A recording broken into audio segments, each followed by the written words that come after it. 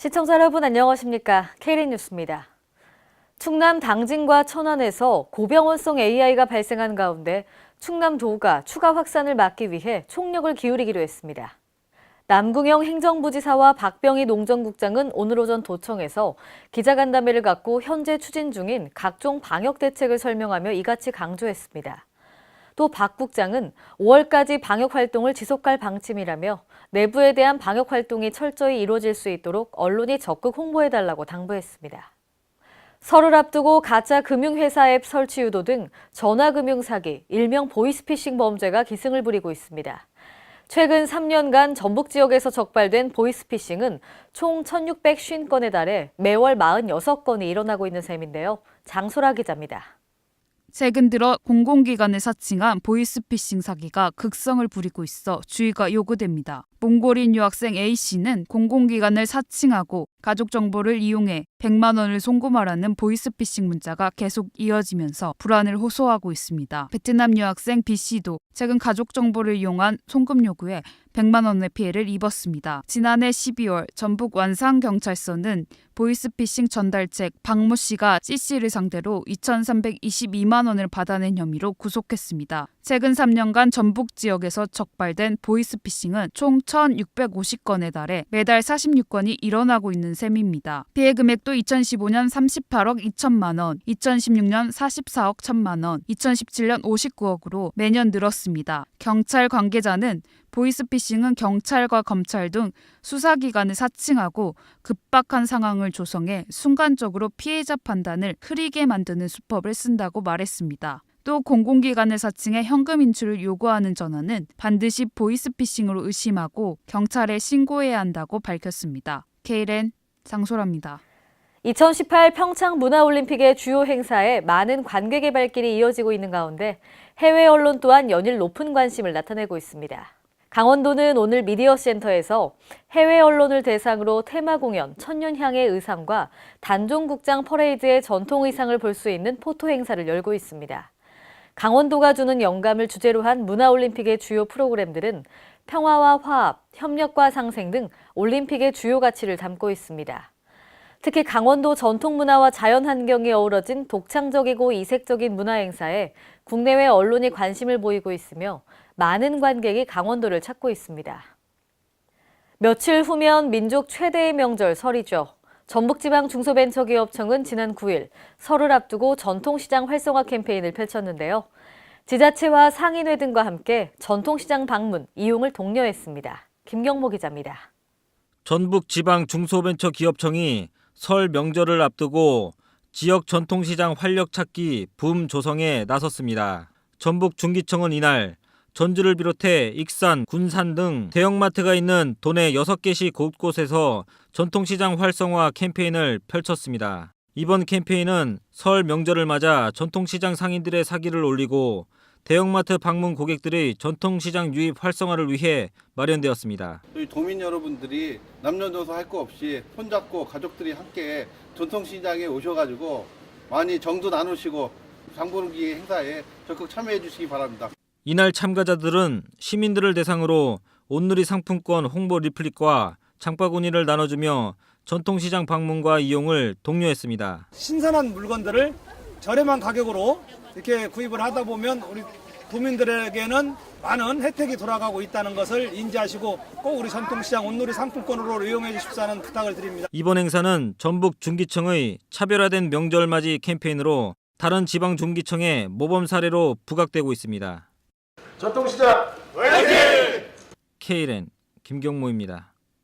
경기도 보육연합회는 오늘 도청 신관 앞에서 집회를 갖고 누리과정에 대한 국가 책임을 강화하고 보육료를 현실화하라고 촉구했습니다. 도 보육연합회는 이날 현행 만 3세에서 5세 아동 보육료인 누리과정 지원금은 월 22만 원이다. 보육 관련 연구기관이 연구를 통해 제시한 만 3세에서 5세 아동 1인당 적정 보육 비용보다도 현저히 낮은 수준이라면서 이같이 요구했습니다. 이어 중앙정부와 국회 시도교육청은 지방교육재정으로 누리과정 운영비 3만 원을 추가 편성해달라고 요구했습니다.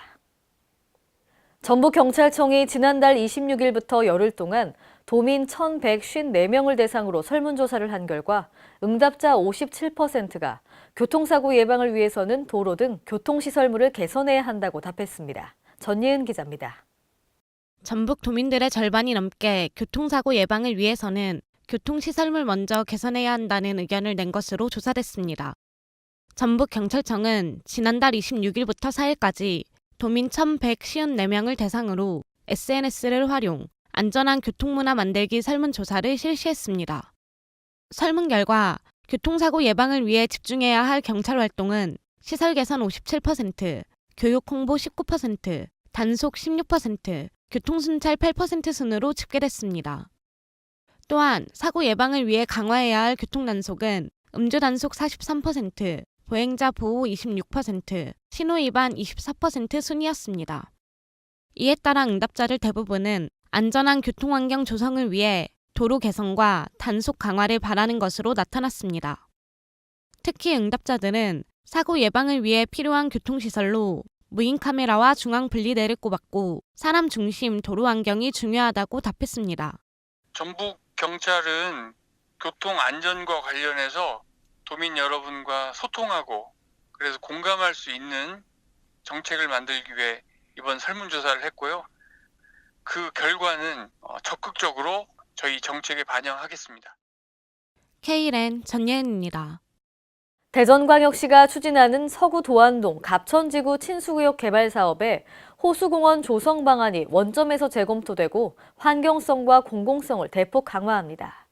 대전시는 오늘 도안 갑천지구 친수구역 개발 사업 백지화 시민대책위와 친수구역 조성 사업 추진 협약을 체결했습니다.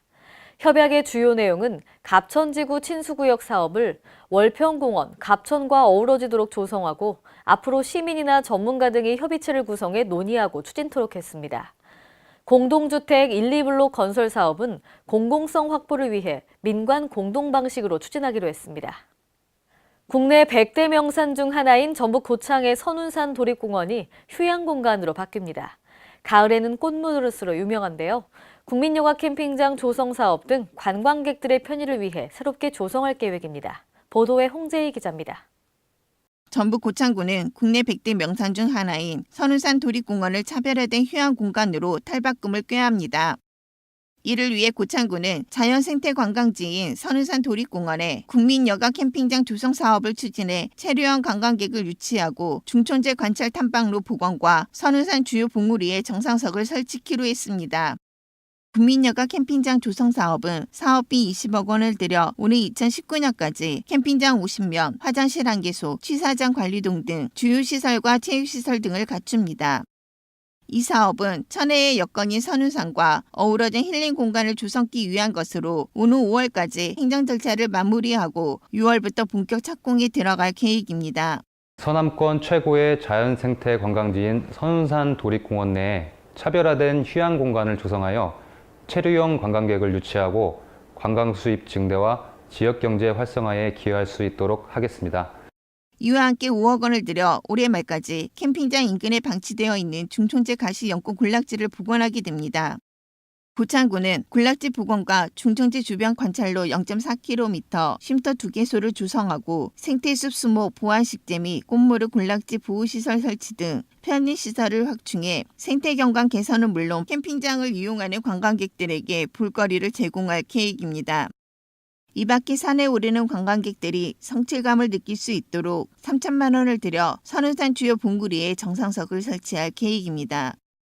K랜 홍재희입니다. 오늘의 브리핑 뉴스입니다. 경상북도는 설 연휴 동안 도민의 편의를 위해 감염병 관리 비상근무 실시와 함께 설 명절 비상진료 대책 마련에 나섰습니다. 응급의료기관은 평소와 동일하게 24시간 진료가 가능하며 당직의료기관, 병의원과 휴일지킴이 약국은 연휴 기간 운영 계획에 따라 진료할 예정입니다.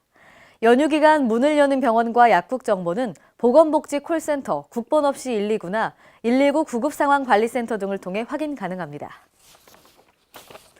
경기도 부천시는 전기자동차를 구입하는 시민에게 최대 1,700만 원의 보조금을 지원합니다. 부천시는 전기자동차 구입비 지원 예산을 올해 34억 원으로 대폭 늘렸는데요. 승용차 190대와 초소형 자동차 20대 등 총 210대에 대해 선착순으로 보조금을 지원합니다.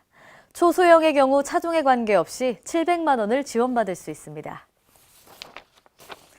익산지방국토관리청은 전북 군산과 충남 장항을 잇는 동백대교가 올해 말이면 개통된다고 밝혔습니다. 이 사업은 사업비 2,380억 원을 들여 전북 군산시 해망동에서 충남 서천군 장하급 원수리까지 총 연장 3.1km 도로를 개설하는 사업인데요.